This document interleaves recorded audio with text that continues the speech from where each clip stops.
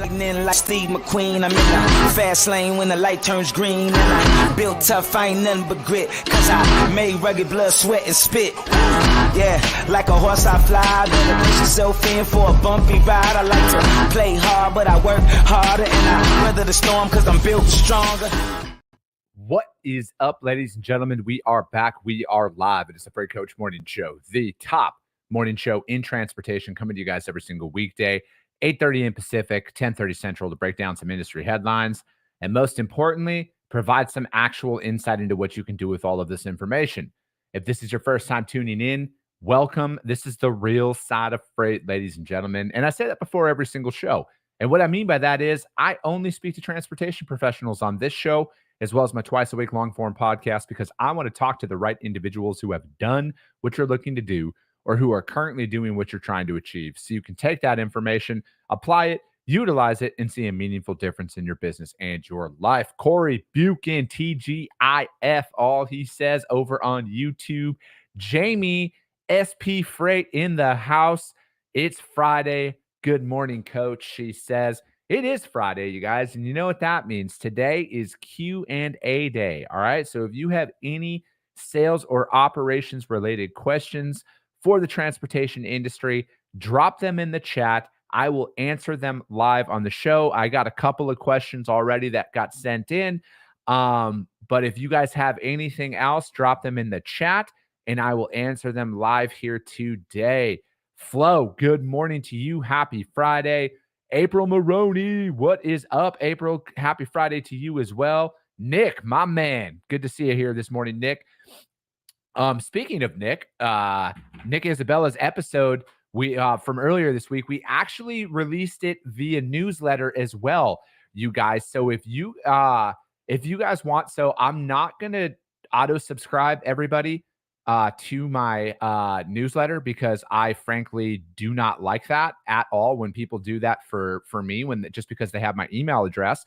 So if you want to go to thefreightcoach.com, you can subscribe to it on there, you guys. So go to thefreightcoach.com, and then you can subscribe directly into my newsletter on there. It should prompt it right away. But here's a copy of it. All right. So this is what it looks like here, you guys.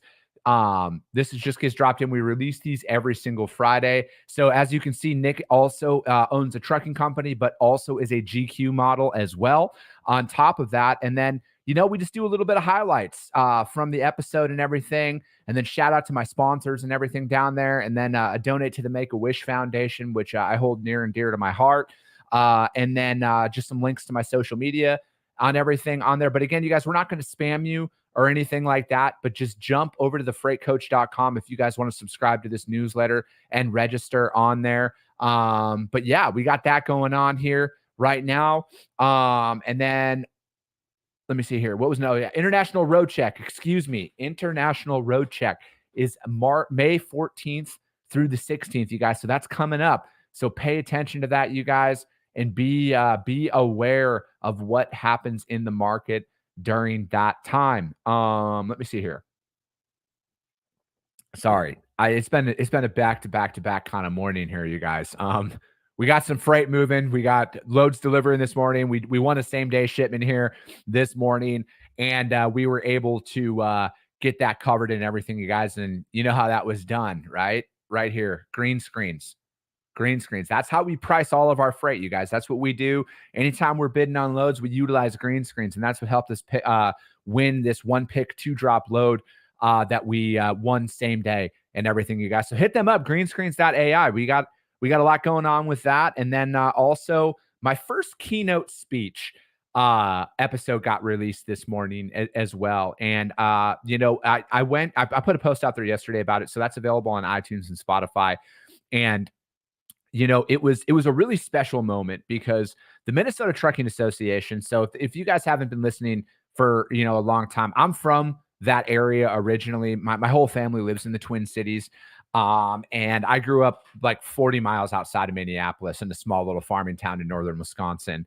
But my dad was based out of there, and he drove trucks for like 40 years. And then when the Minnesota Trucking Association was the first organization to like invite me to do my podcast live at their event, back in, I think it was 2021.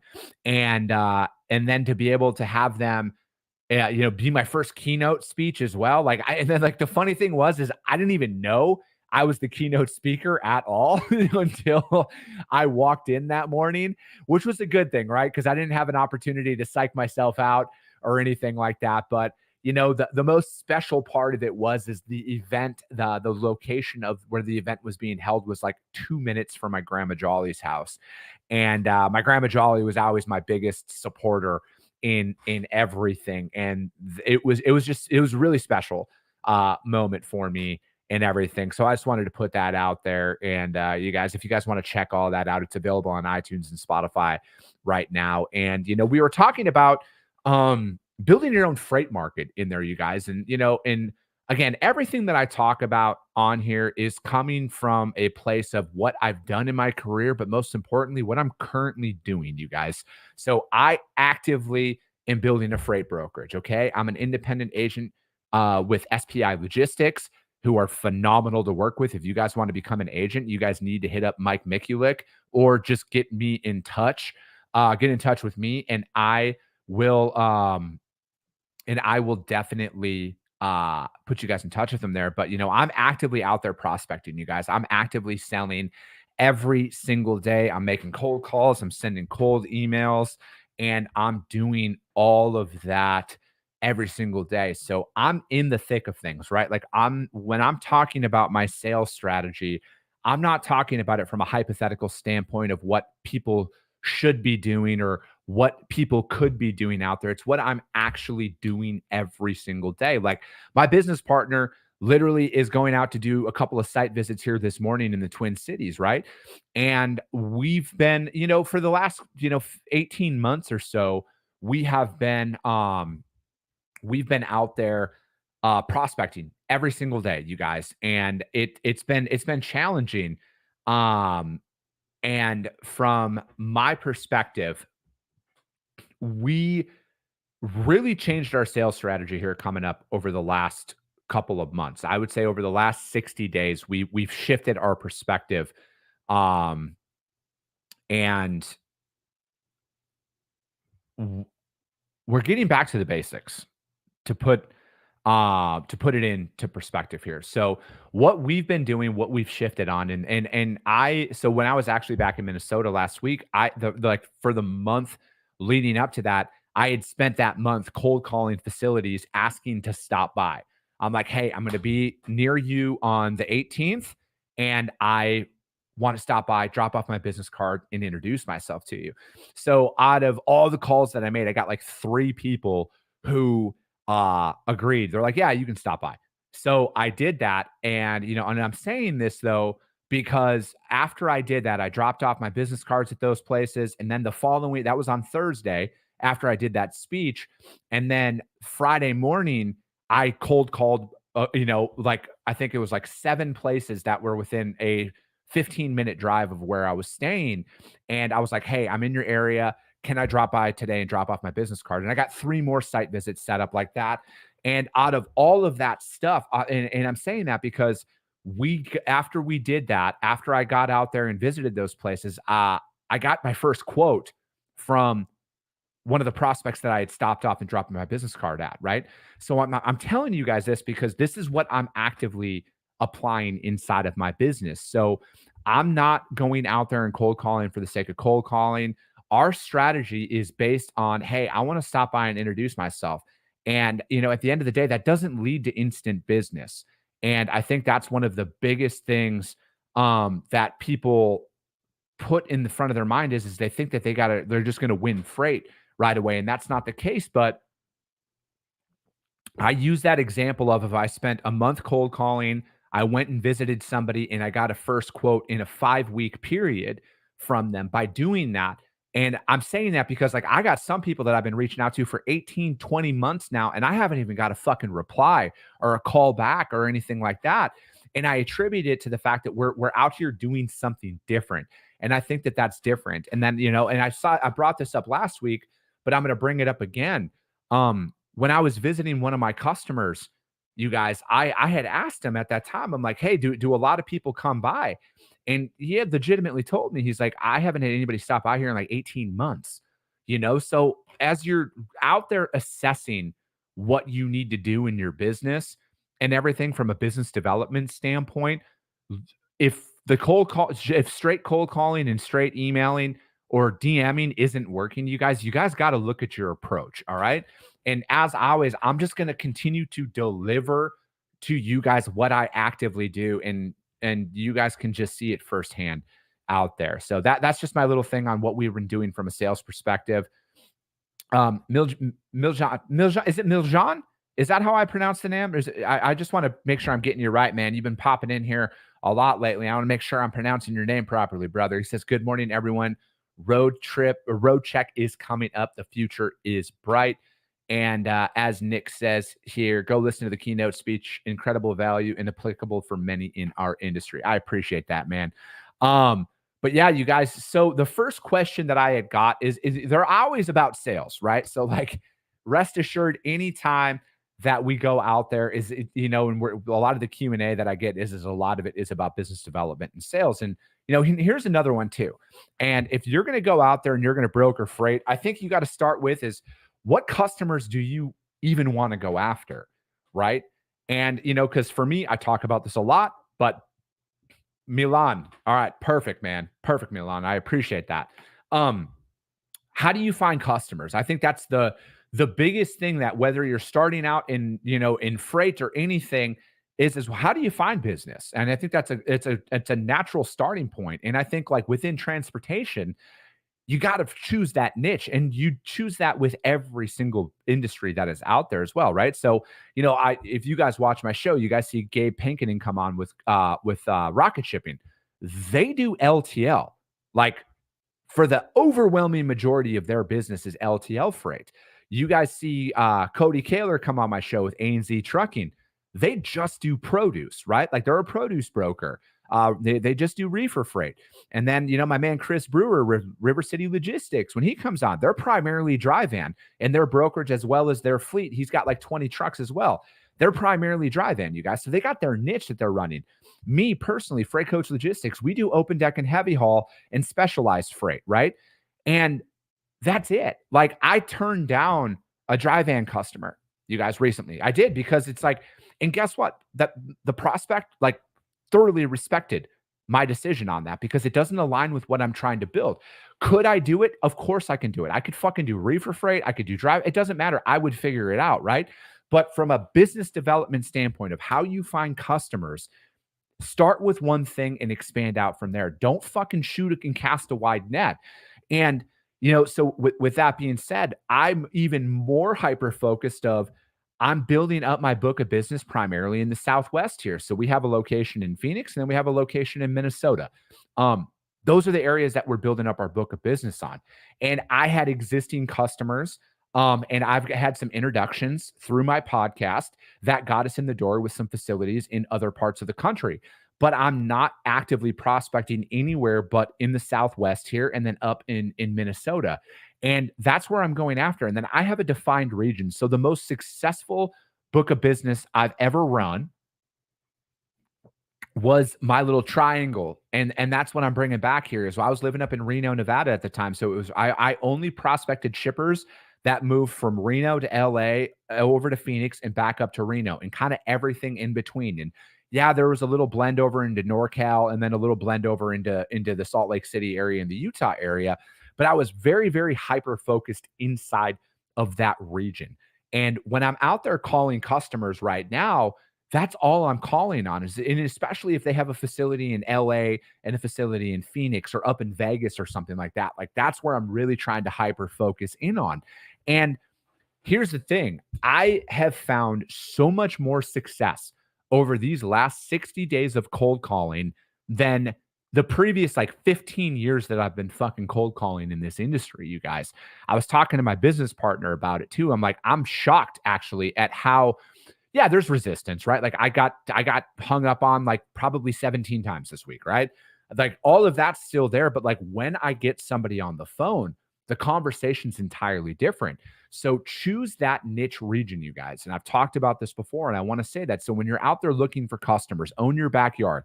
So it is my mission this year to shake every open deck shipper's hand in the Phoenix metro area. And I would ideally love to get up everybody in Kingman, Nogales, Tucson, literally everybody in the state of Arizona that ships flatbeds. It's my mission to meet them all this year. And then same thing in Minnesota. That's what my business partner's up there doing right now. He's knocking on doors and he's shaking hands and everything. And it's our mission that everybody knows what we do. And I don't go in there and I'm not going in there and I'm not asking them for an opportunity to quote on their freight. I'm introducing myself as a viable option in the event that they need me. All right. I think that's a fatal error that a lot of you guys are doing out there. And again, I know people are doing it because like I got buddies who are shippers in the dry van space and everything, and they fucking send me your guys' solicitation emails. And I know you guys are just out there begging for freight and begging for an opportunity to quote. And what I'm currently doing is because another question that I got is what do I say on a cold call? To me, it's very simple, you guys. My approach is this. Hi, my name is Chris Jolly. I'm the founder of Freight Coach Logistics. We specialize in open deck and heavy haul transportation, primarily in the Southwest here. I'm just looking for an opportunity to speak with you to see if there's some synergies between how we operate and what you would look for in a service provider. Or if they're like, because obviously it depends on the tone of the call and everything. But another angle that I take with it is that, I want to speak to somebody in shipping and, hey, this is who we are. I just want to put my information out there in the event that you need to look outside of your current network, because the frank reality is, you guys, is everybody's good right now. Okay. Literally everybody's good. I just want them to think of us when they need to look outside of their current network of individuals. So for me, it's a very simple sales approach, you guys. There's nothing extravagant about it. I just want to get out there. If they're local, if I can get to them within a 30-minute drive of my office, I want to do that. I want to get out there and shake their hands. So I got a trip coming up here this next week, actually the SPI Logistics Rendezvous event out in Nashville. Another reason why you guys got to become an agent with SPI is we get to do cool events like that. But on top of that, though, like I'm going to start choosing one day every single week where I have a 4-hour block of time dedicated to just driving around in Phoenix and introducing myself to people after I call them. I don't necessarily want to just show up unannounced because I kind of feel like that's a little off-putting. I just want to call, right? So I'm going to call. I'm going to ask if I can stop by on, Wednesday, May 8th or whatever the fuck it is. And I just want to stop by and introduce myself, drop off a business card, mainly so they can see that I'm a real person, right? So the benefit of me, being sober and not drinking or anything like that is I'm going to be in there. I'm going to be fresh. I'm going to have a fresh haircut, fresh shave. Well, at least lined up beard and everything. And that is a clear indicator, in my opinion, of what people will notice about you when you walk into that place, right? And so it's like, I am the brand, right? Like I am the co-founder of my company. I am the fucking guy that they're going to look out for. What do I want to associate myself with, right? So I think like that's kind of the approach that I'm going to be taking here for eternity, essentially. As long as I have a breath in my body, as long as God blesses me with another opportunity to wake up in the morning, that's the strategy that I'm going to take, because I know for a fact that the majority of people are looking to automate fucking everything. They're going to automate everything. They want to automate everything. They don't want a customer experience or a carrier experience or any of that shit. And I'm going to do the opposite of that, you guys. I'm going to go back to that old school methodology. Fortunately, I grew up in a time, and again, I'm going to be 38 here, and I'm not trying to make myself sound like I'm, back in my day or anything like that. But I know what life was like before instant gratification. Before, if I wanted to find a meal, I just had to pull up Uber Eats, or if I wanted to find a date, you pull up Tinder and shit like that. Like I know what life was like prior to that, and I'm just going to go back to that methodology. I'm going to go back to that methodology where I'm going to go out and I'm going to meet people in person and I'm going to shake their hands in person, and I'm going to do that. So that is how I find customers. That is what I say on a cold call and what I want to do to build up my business out there. So let me say, Jeff Berkson says, great show, Chris. I love it. Well said. Stick to your niche. Don't bite off things you can't do and shit on the customer. Grit matters. Jeff, I think that that's the biggest thing out there, the most overlooked quality is when you can't say something, don't do it. And that stands out a lot. This stands out a lot with when I'm out there prospecting. Like again, when I told my the prospective the customer call that I was on earlier this week, and they're like, "Hey, we do have a couple of flatbeds, not a lot. We're primarily dry van." And I said, "I'm like, hey, could I do dry van? Of course I can do dry van, but that's not what I'm looking to do inside of my book of business right now. So it's like if you have that covered, we're good. Any of your flatbed moves, though, I would love to be considered for that." And their eyes just lit up in that moment. And I don't want to ever do that. Like, again, I'm never going to say don't take risks. Take risks, you guys. Everything's a fucking risk out there, but be a little bit more calculated about it, right? Like, there's a big difference between being reckless and risk taking. And I think you got to find that line and know what are your capabilities, what are you able to do, and what you want to go after. So, yeah, Jamie, a handshake did mean something. That is for the truth. Amen to that. Let me see here, you guys. I'm going to have to end the show here a couple minutes early because I got another prospecting call scheduled here in the next couple of minutes. So we will definitely be back on Monday, though, you guys. I got some guests coming on again next week as well. So yeah, you guys, we're going to keep doing it. Again, reminder, International Road Check, May 14th through the 16th, you guys. Newsletter. If you want to subscribe to my weekly newsletter, just go to my website, go to thefreightcoach.com to register for that. I'm not going to auto sign any of my contacts up. And then just look out. So it might go to your spam folder right away. So check for that. If you register for the newsletter and you don't see it come in, because we release it at Friday at 7 a.m. Pacific time is when it's supposed to be sent out. And if you don't see the first one, check your spam folder. We're looking into that right now. But again, you guys, I believe in just starting, and we'll figure this out and we'll get it all dialed in. But check that out. And as always, you guys, if you guys got value in what you hear on this show, subscribe to the show, you guys. If you're out there, hit it up on iTunes and Spotify, listen to the replay, do all of that. But mainly share it out there to your network, you guys, because if you see value, your network's going to see value as well. I appreciate you guys. I love you guys. And we'll be talking to you soon.